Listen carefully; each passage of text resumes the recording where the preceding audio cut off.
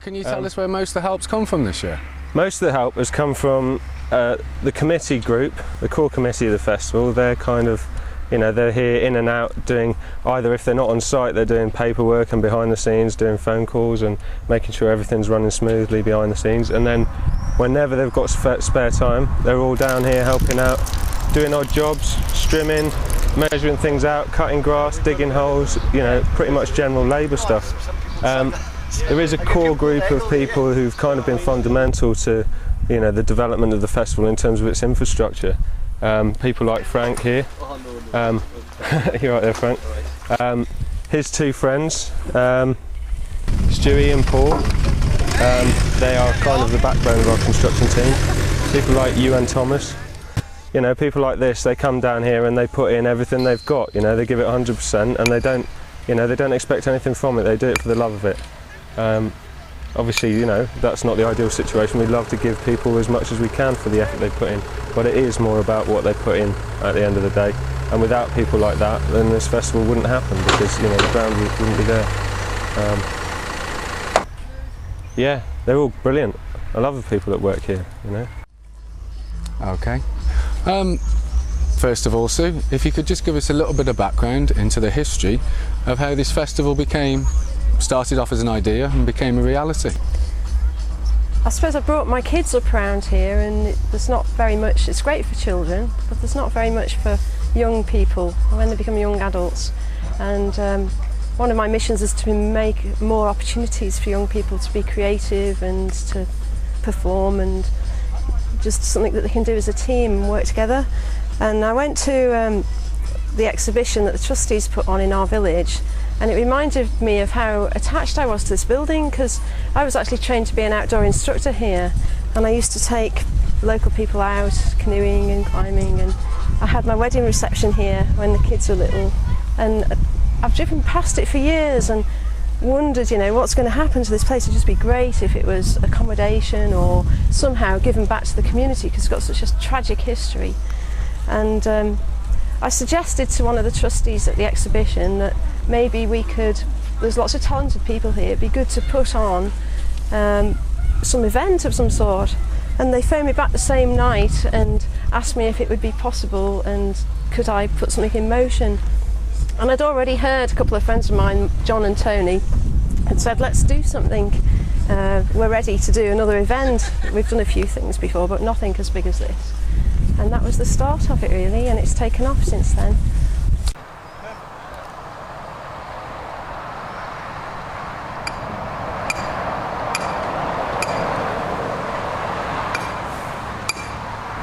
Hi John, just wanted to ask you a little bit about the festival. Could you tell us how the idea first came about? Well, we've all been sort of like waiting to do something like this. We've all got a massive skill base in these kind of events, and it just seemed like a sensible thing to do. Who were the original friends that just sat there and come up with the idea one night? Well, the idea originated with me and Tony and Sue was using the dollar here, but it's by the by anyway. It looks to me like everything's going really well. It seems a bigger festival. It seems like you got the weather. Has there been any problems building up to events this week? I don't know. I haven't been here.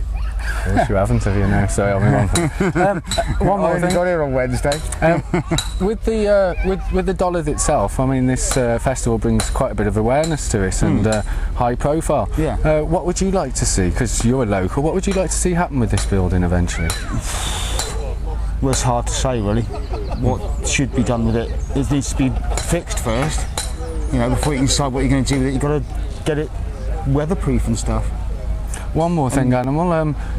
What do you think this festival has to offer the general person that comes in and pays his 30 quid and comes in with the family? How many kind of different attractions are there here? You can't. No one can come here and say there isn't something they don't like. They don't like. That was what everybody set out to do at the beginning, to cover the whole... Yeah, the whole family, everybody entertained fully. I'm with you. We've been to festivals, both of us, over the years. How do you think this one, what is it about this festival that makes it unique? Well, it's a lot smaller, a lot less well established, even though we're going through the process of establishment now. But it's just small and friendly. It's not, you know. Yeah, I was here last year. It run absolutely smoothly. There was no trouble at all, was there? No.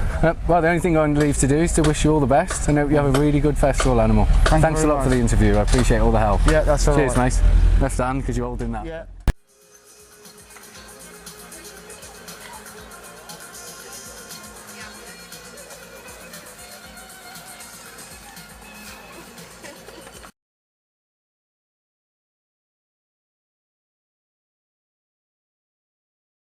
Was you working for A bit last year, yeah. I did a bit of everything really. Tent erecting,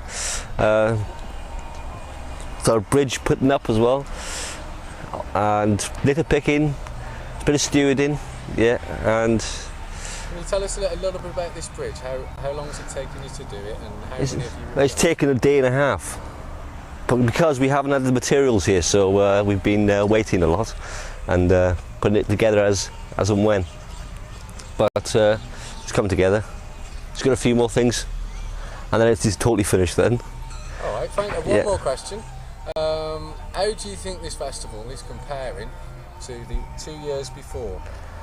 It's going to be a much bigger effect this year, I think, because of all the variation in acts and we've got a sauna over there as well, so there'll be lots of things. I can't be too specific because I don't really know. That's great. But it was good last year, that's all I remember. Just hope we can top it a little bit. That one, he's got a few, he's got like 4 or 5, 6, yeah, he's got about 6 easy. Alright. Well, I can get them tomorrow, Tony. I'll bring them down tomorrow morning. He's coming down tonight. Oh, is he? Because they're up at my house, yeah, actually. Oh, right, yeah. They're up at mine, like, that's what I was saying. Yeah, well, that's why I was going to give him the bell, but it's alright, we don't need them, so, but I'd like to know how many there are. Yeah, it's about 6, it's about 6. Alright. I'll come back for you in a bit. Yeah, okay, Jake. You get it out, can you? Oh, there's a bit of a problem there, really. Oh, can you help with the chainsaw? At the end of the post. Oh, that'd be a good idea, yeah. Try to get them there, right? Do you want to hold it up on there?